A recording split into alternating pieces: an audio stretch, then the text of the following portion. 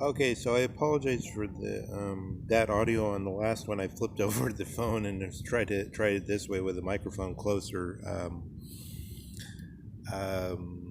so basically, what we went through with three examples: the open accordion. We had Nietzsche giving a concrete example of Beethoven being analyzed. Beethoven, whose spirit was still felt in Nietzsche's time, and of course Wagner was the avant-garde at that time, and but being picked apart by these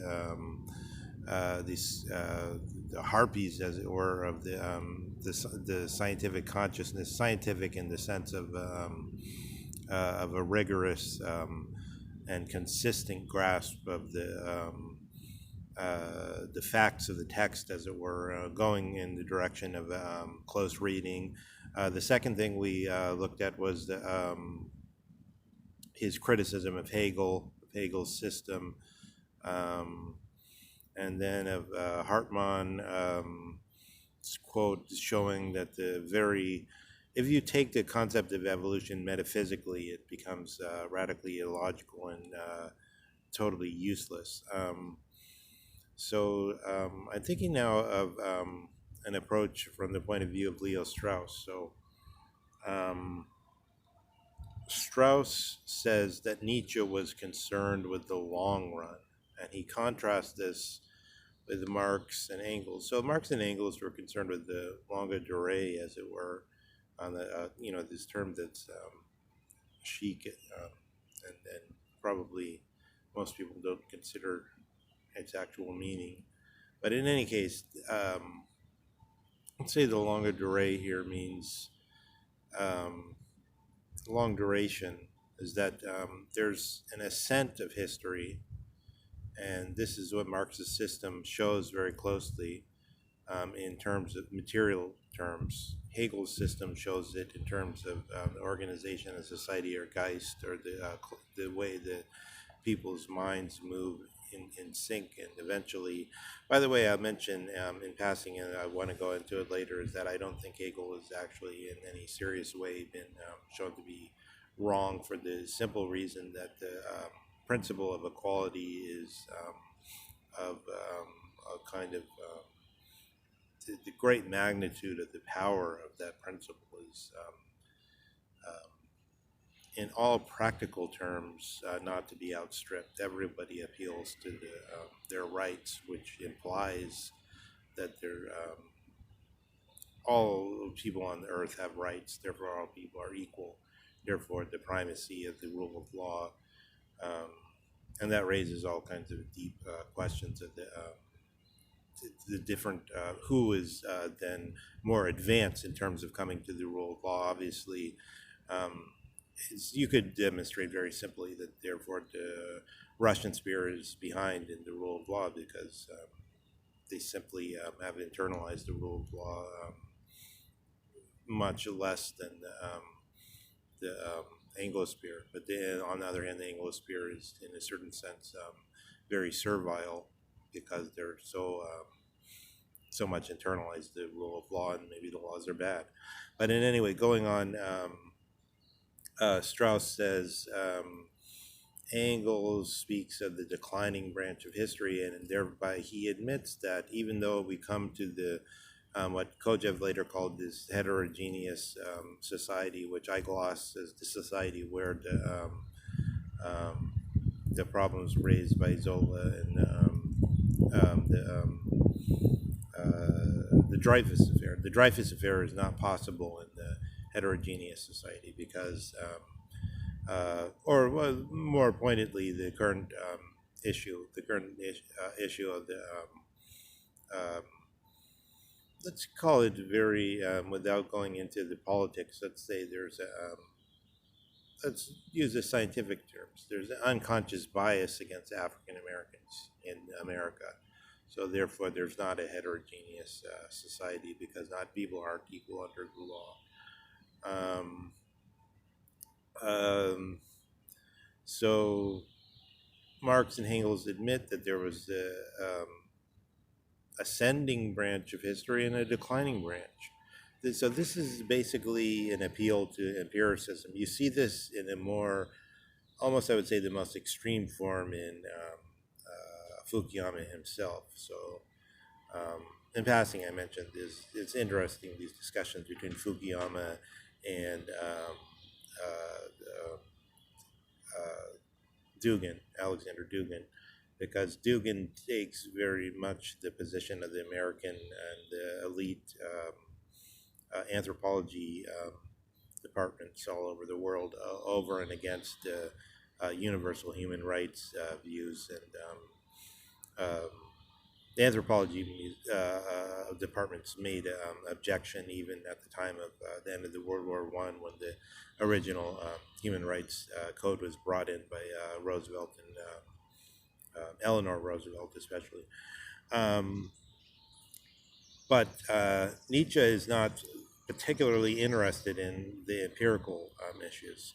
So he's interested in the metaphysical issues. And I mentioned again the break that happened.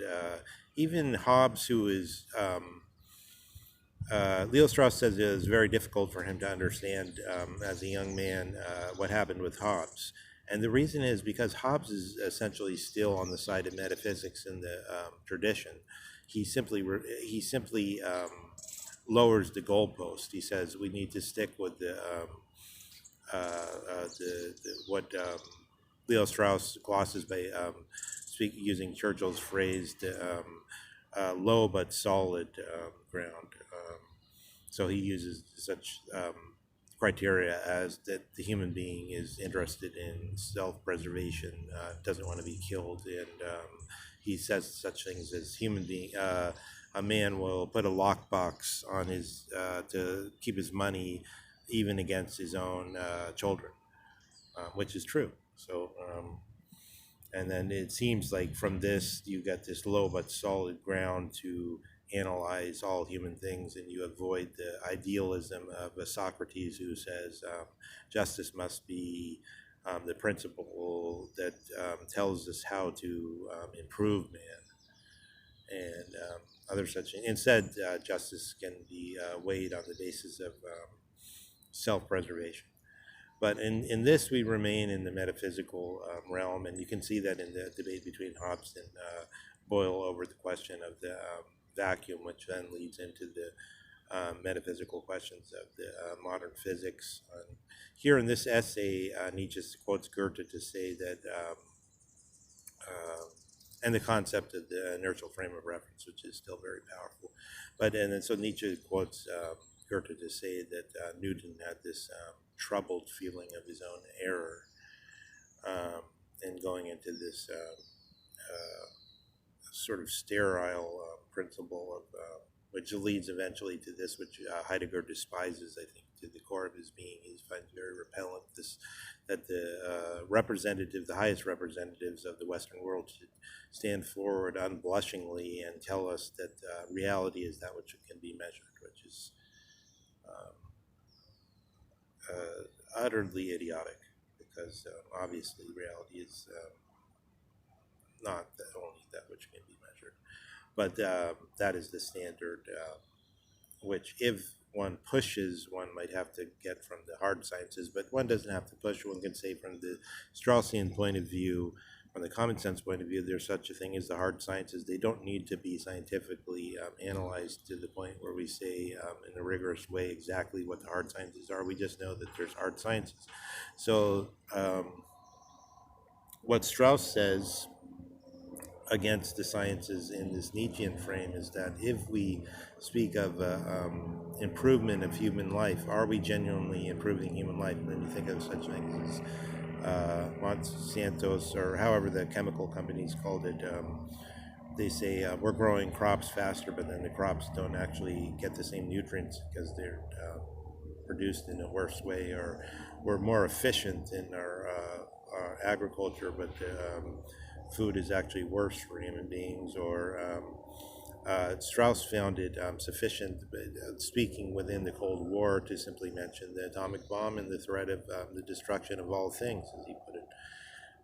That was sufficient to him. Today, we somehow cannot we simply cannot understand and regard as absurd the notion that one would simply put a stop to the study of physics, because you can make all kinds of rational arguments, like think how bad the neutron bomb is, how evil it is, and so forth. But it simply doesn't make sense to us that one would simply decide to stop these research programs and the national research programs and the university research programs that go into these things. It's more difficult. You have to think of things like surveillance technology and so on to make the arguments, and even then they're just arguments. Strauss found it immediately cogent from his point of view, from the citizen's point of view. But when he spoke to his students in the University of Chicago and in other institutions, they did not find it immediately cogent. So then we have the problem of common sense comes in, and the problem of common sense is itself becomes difficulty, because Aristotle had to coin this notion of the endoxa. Common sense means something to do with the visual sense also in Aristotle, but that's not what we're talking about here. We're talking about opinions and so on.